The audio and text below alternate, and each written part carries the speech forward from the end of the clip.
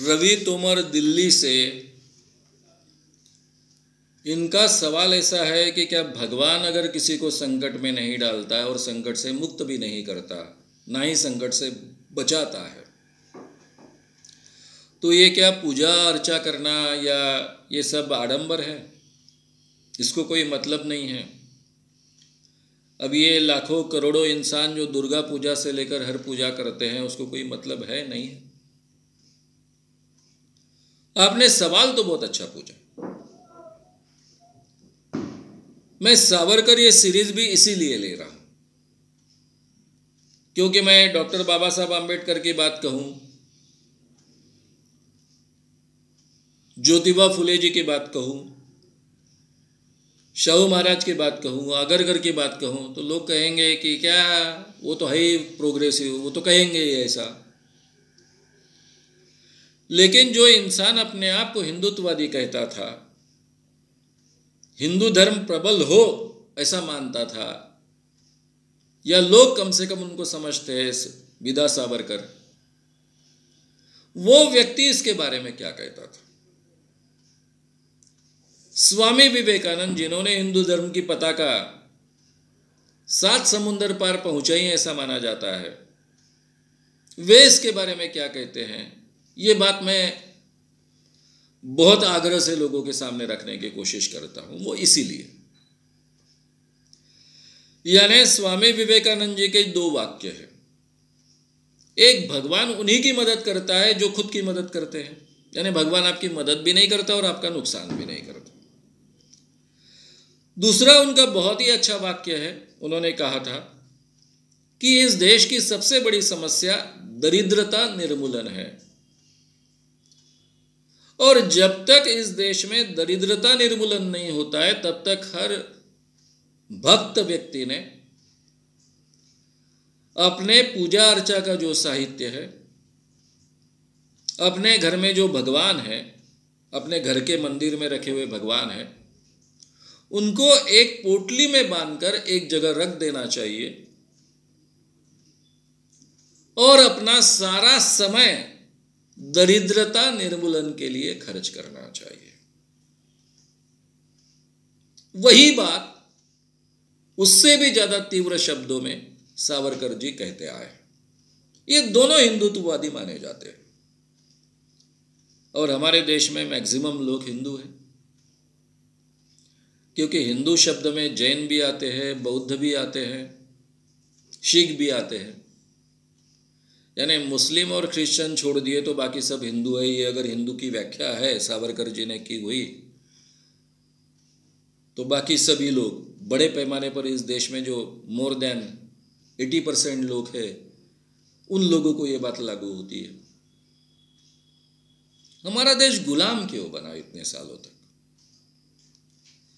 जिस देश में एक जमाने में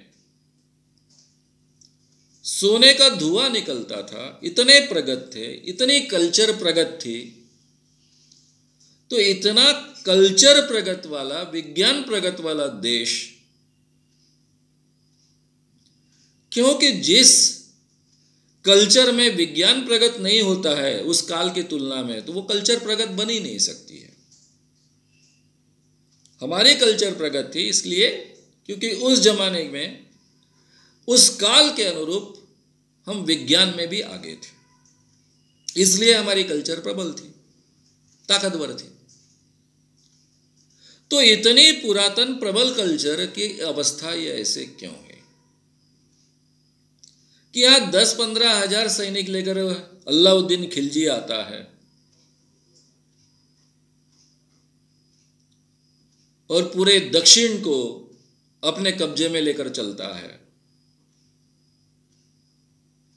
1 लाख अंग्रेज आते हैं और इतना बड़ा पूरा का पूरा हिंदुस्तान अपने कब्जे में 150 साल तक और 90 साल तक 100% अपने कब्जे में रखता है।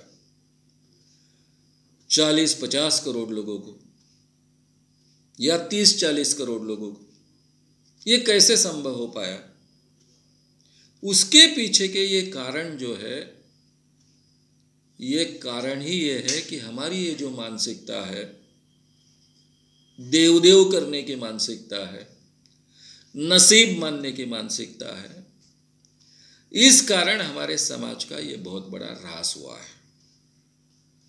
ऐसा इन सभी महापुरुषों को लगता है, चाहे वो स्वामी विवेकानंद जी हो, चाहे वो सावरकर हो, चाहे वो अंबेडकर जी हो, चाहे वो ज्योतिबा फुले हो, चाहे वो शाहू महाराज हो, आगरकर हो, जितने प्रोग्रेसिव महापुरुष हो गए उन सबको ये लगता है। गांधी जी को भी यही लगता था। गांधी जी ने केवल अपनी कृति से लोगों को जगाया, वो आलोचना करते नहीं बैठे। लोगों का प्रबोधन करने के बजाय लोगों को कृति के साथ में वो जोड़ते गए। अब वो भी कर सकते थे उस जमाने में। अंग्रेजों को हटाने के लिए हम भारत भर उपवास करते बैठेंगे, नाम जप करते बैठेंगे, अंग्रेज हट जाएंगे भगवान की कृपा से। ऐसा नहीं किया उन्होंने, सत्याग्रह किया, भगवान के नाम पर किया, उपवास भी किया, लोगों को भी उपवास करने को लगाया, लेकिन उसके जरिए हटेगा ऐसा नहीं माना था। उनका खुद का उपवास ये लोगों को जागरूक करने के लिए होता था, खुद को तकलीफ देने के लिए केवल नहीं होता था। उनके उपवास के कारण पूरे लोगों में चर्चा बढ़ती थी, लोग सोचते थे, विचार करते थे, उनके साथ में खड़े हो जाते थे।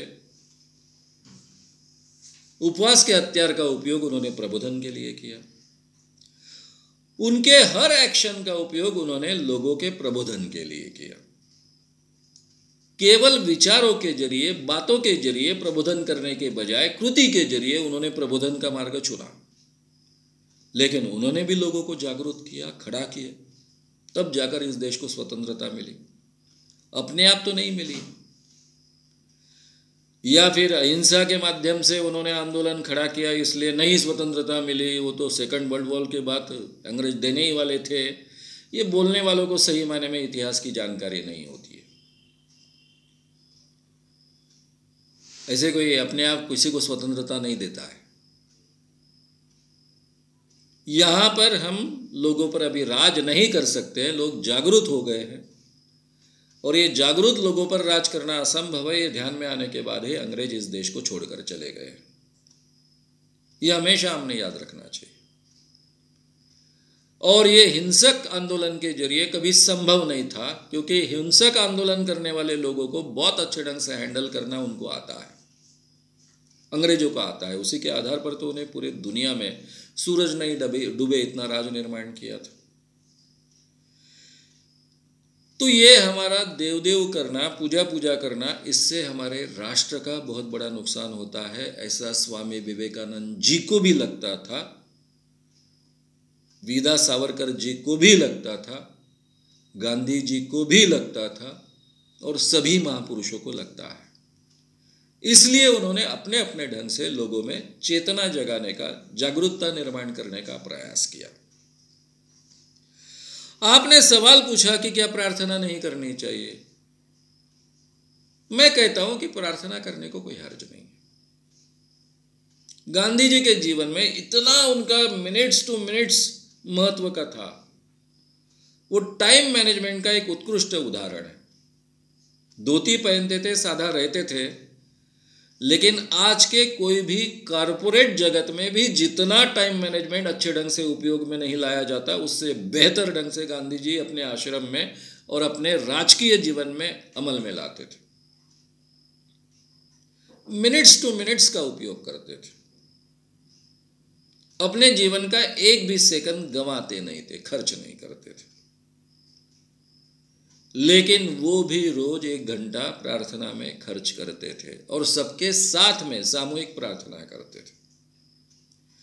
प्रार्थना हमारे जीवन का एक बहुत अच्छा हिस्सा है। अब उसके लिए आप अलग अलग नाम दे सकते हो। मेडिटेशन कह सकते हो, सम्मोहन कह सकते हो, प्राणायाम कह सकते हो, प्रार्थना कह सकते हो, तरीका कोई भी आप उपयोग में लाओ जिसमें आपका मन एकाग्र होगा, शरीर और माइंड दोनों एकाग्र होगा, ऐसी प्रक्रिया का उपयोग करना हमारे सेहत के लिए, हमारी मानसिक सेहत के लिए और शारीरिक सेहत के लिए बहुत आवश्यक बात है। इसलिए अगर कोई व्यक्ति प्रार्थना करता है मन लगाकर, तो वो एक जीवन का आवश्यक हिस्सा है, ऐसा मैं मानता हूँ। चाहे आप भगवान की प्रार्थना करें, देव की प्रार्थना करें, देवी की प्रार्थना करें, कोई भी भगवान न हो ऐसा मेडिटेशन करें, सम्मोहन करें, मन एकाग्र करने की प्रक्रिया का उपयोग करें, उसमें पॉजिटिव सजेशन प्राप्त करें, बेहतर इंसान बने, शारीरिक और मानसिक दृष्टि से आप स्वस्थ हो, इसके लिए इसकी आवश्यकता है। इसलिए मैं प्रार्थना का विरोध नहीं करता हूं, लेकिन कितना समय हम उसमें बर्बाद करेंगे। अभी कल मैं रात को आ रहा था पुणे में, रात को 2:30 बजे 2 बजे लोग हजारों की तादाद में पैदल चल रहे हैं, पैर में चप्पल भी नहीं है। इससे क्या देश का भला होने वाला है? इससे देश प्रगति करने वाला है?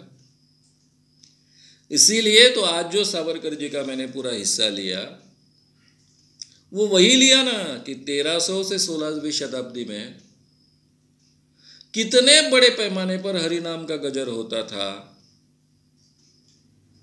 और उस समय इतना हरि नाम का गजर होते हुए भी मुस्लिमों के आक्रमण हुए और पूरी तरह से हरिनाम के गजर में ही ये देश कब्जे में चला गया। केवल देश कब्जे में चला गया ऐसा नहीं है, जिस आधार पर ये हरिनाम के गजर होते थे, पूजा अर्चा होती थी, उन मंदिरों को ध्वस्त किया गया।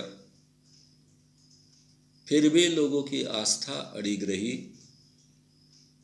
ना वो कार्य प्रबंध बने, ना उसके खिलाफ खड़े हुए। अब उसके पीछे अनेक कारण हैं, जैसा एक ये कारण है, उस ढंग से यहाँ की जाति व्यवस्था भी उसके लिए कारणीभूत है।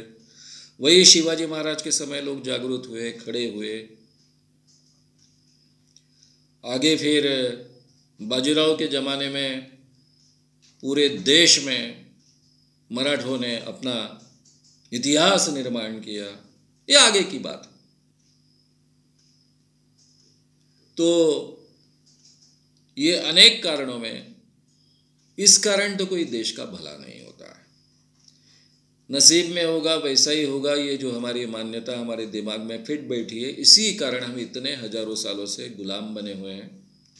इससे अगर हमें बाहर आना है तो हमें ये हमारी जो देव करने की प्रवृत्ति है उससे हमने बाहर आना चाहिए। इसीलिए सावरकर है, विवेकानंद है, गांधी जी है, इन सभी महापुरुषों ने ये प्रयास किए हैं। मैंने ऐसे लोगों के नाम लिए कि जो खास कर भगवान पर विश्वास रखने वाले लोग, भगवान को और हिंदू धर्म को मानने वाले। गांधी जी भी अपने आप को सनातनी हिंदू कहते थे, उनके नाम लिए। फिर बाकी प्रोग्रेसिव लोगों के तो बहुत नाम लिए जा सकते हैं। तो इसलिए उसको एक हद से ज़्यादा महत्व हमने नहीं देना चाहिए देश के लिए और समाज के प्रगति के लिए। लेकिन प्रार्थना हमारे जीवन का हिस्सा होनी चाहिए, हो सकती है।